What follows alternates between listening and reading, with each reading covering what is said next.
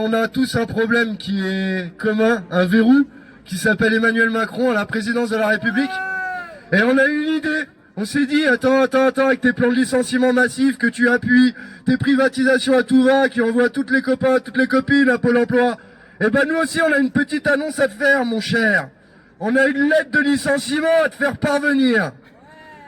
Monsieur le Président, dès 2018, sur tous les ronds-points de France, nous vous avons envoyé un premier avertissement en vous faisant part de notre opposition à votre politique et notre volonté certaine de nous réaccaparer les outils de notre démocratie, notamment par le biais du référendum d'initiative citoyenne, le RIC. En de trop nombreuses occasions, nous avons contesté vos prises de décision, vos lois et vos déclarations racistes, votre autoritarisme et votre management toxique. Ne parlons même pas de ta répression.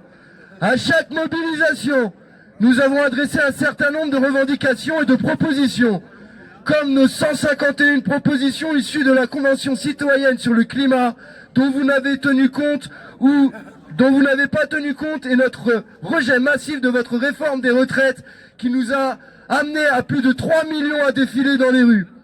Ce 10 septembre 2025, nous avons averti une dernière fois et nous constatons votre absence de réaction lors de ces rendez-vous populaires.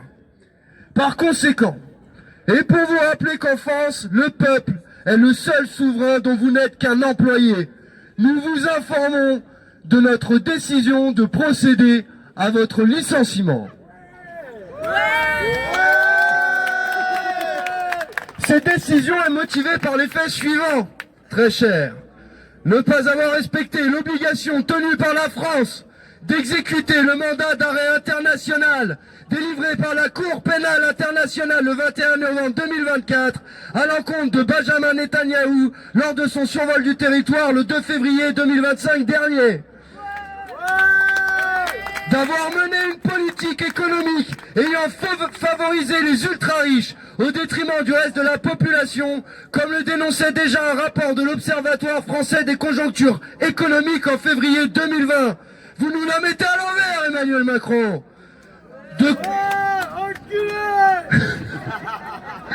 De contraindre la capacité de chacune à accéder à une information vérifiée et d'intérêt en ayant porté la loi sur le secret des affaires et en ne luttant pas contre la concentration des médias par quelques-uns, par quelques grands riches qui contrôlent ce pays.